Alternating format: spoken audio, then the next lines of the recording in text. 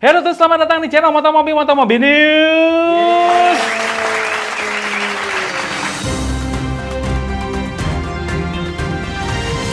Yang pertama ada Honda dan Yamaha, ternyata kerjasama. Yang tadi musuhan kerjasama.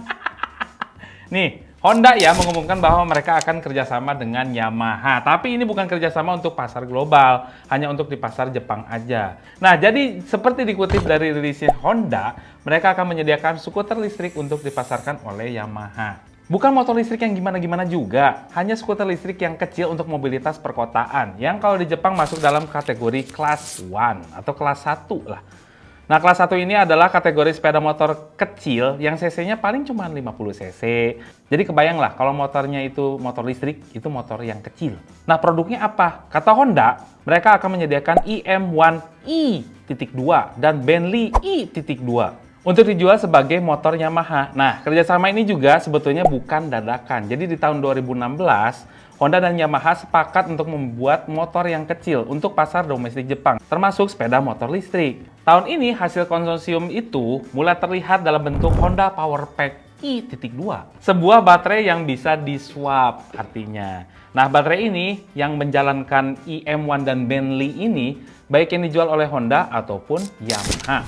Nah, tapi kita belum tahu nih kapan IM1 versi Yamaha akan mulai dipasarkan di Jepang. Yang pasti berkat kerjasama itu, paling enggak lah, skuter yang kecil-kecil itu akan pakai baterai yang seragam. Jadi kalau harus swap, lebih mudah.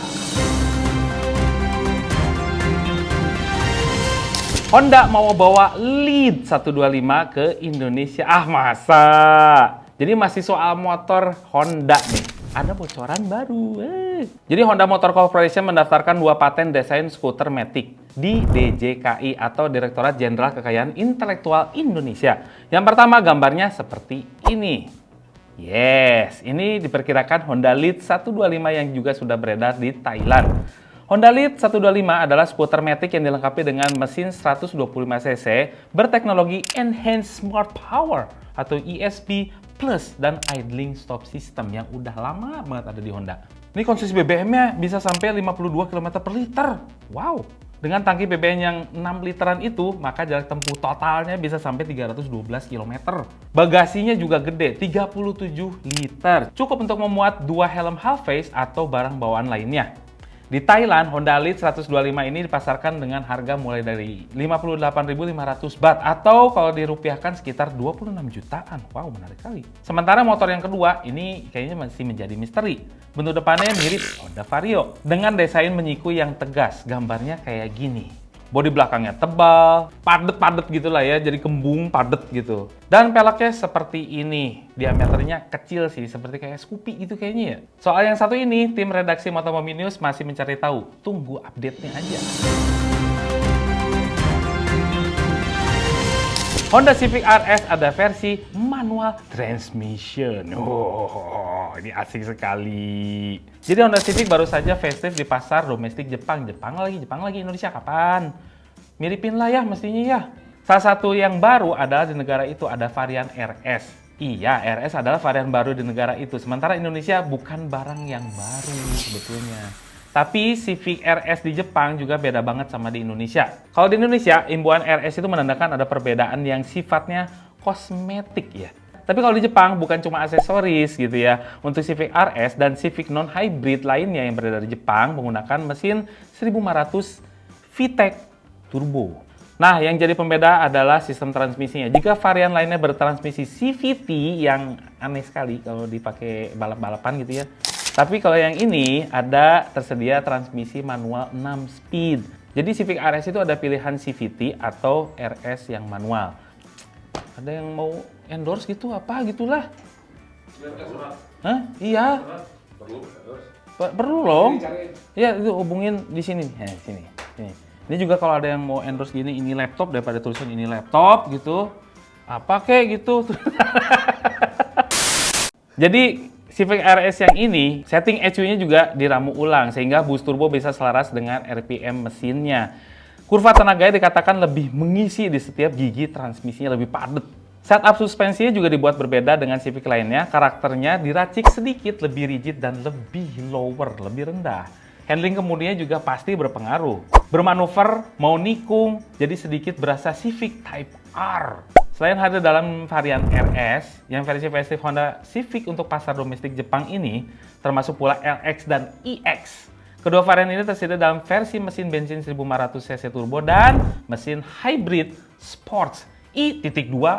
Eksteriornya pun udah pasti dibekali dengan aksesoris seperti side skirt dan lain-lain. Termasuk spoiler belakangnya juga ada yang besar seperti Civic Type R. Atau yang minimalis yang cuma ducktail gitu aja.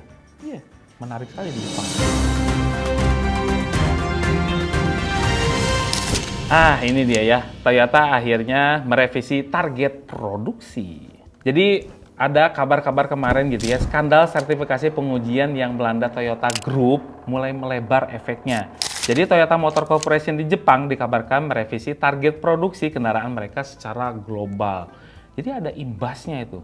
Jadi awalnya raksasa otomotif yang ada di Jepang ini memiliki target membuat 10,3 juta unit kendaraan untuk pasar dunia. Namun minggu lalu tuh dikabarkan situs pemberitaan Kyodo News targetnya turun menjadi 9,8 juta unit untuk tahun ini. Penurunan target tersebut itu dipicu juga dengan dihentikannya Yaris Cross versi yang JDM, Toyota Corolla Fielder, dan juga Corolla Axio semenjak skandal sertifikasi tersebut mencuat di bulan Juni lalu tuh. Produksinya juga baru akan dimulai pada bulan September 2024 mendatang. Ketiga model itu kan diberhentiin, tapi mulai September nanti akan mulai dilanjutkan lagi. Terus selain 3 model tersebut, dikabarkan juga Toyota Noah atau Toyota Foxy kalau di Indonesia dihentikan juga setelah terindikasi mengalami ketidaksesuaian sertifikasi pengujian pada bulan Juli kemarin. Ya otomatis, jadi MPV ini juga berhenti produksi untuk sementara sampai otoritas Jepang menyatakan semuanya clear.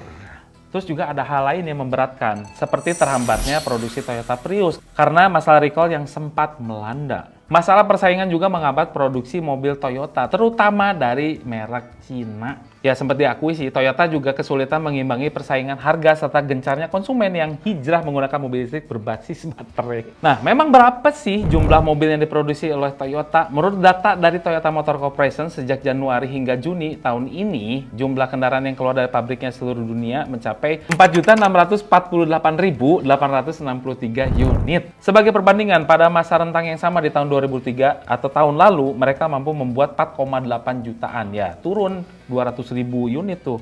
Nah, tadi kan yang globalnya. Tapi kalau di Jepang berapa, Mang? Jadi di tahun ini Januari sampai Juni itu hanya 1,5 jutaan unit saja. Turun sekitar 8,2% dibanding tahun lalu yang menyentuh 1,6 juta unit.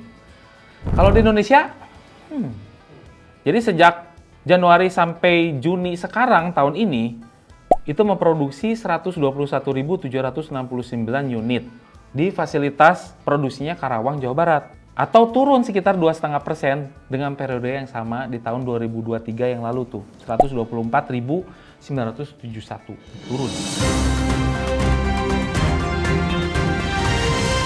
Hino dipastikan ikut Rally Dakar 2025. Hahaha, mobil truk ya. Jadi Rally Dakar bisa dipastikan menjadi salah satu lomba adu cepat yang paling menantang di dunia. Melewati medan beratnya harus dilewati sebelum menyentuh garis finish gitu. Salah satu peserta yang konsisten selalu hadir adalah pabrikan truk Hino. Partisipasi Hino. Nah, dalam Rally Dakar ini tentunya punya tujuan. Mereka berniat untuk menunjukkan ketangguhan truk yang dipakai dalam hal kualitas, daya tahan, dan kehandalan. 3 kunci utama dalam membuat sebuah produk kendaraan komersial. Jadi, Rally Dakar 2025 mendatang dilangsungkan 3-17 Januari di Arab Saudi. Nah, di tim Hino itu ada tim Hino Sugawara yang kembali berpartisipasi menggunakan basis truk Hino 600 seperti di Dakar 2024 lalu. Tentunya ada beberapa peningkatan. Apa saja yang disiapkan? Coba. Ini nih. Dikutip dari rilis Hino Jepang, perubahannya mulai dari berbagai jalur pipa di mesin, chassis, komponen yang lebih rigid, sampai yang tidak kelihatan seperti plat kopling transmisi otomatis yang lebih kuat. Di luar hal teknis, skema perawatan yang bersifat preventif juga dipersiapkan lebih teliti. Nah, ini katanya pernyataan dari Hino. Jadi, dari Hino itu sudah memberikan pernyataan, yaitu kami telah menetapkan siklus penggantian untuk transfer case, suspensi, dan komponen lain berdasarkan situasi. Kami juga akan merombak sistem maintenance agar tugas perawatan yang memakan waktu panjang tidak saling tumpang tindih. Gitu. gitu.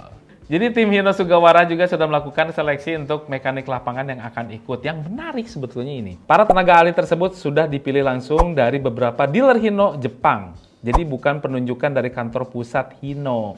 Meski demikian, ada beberapa tenaga ahli dari Hino langsung yang ikut membangun truk balap ini sebelum berlaga. Memang sehebat apa sih tim Hino?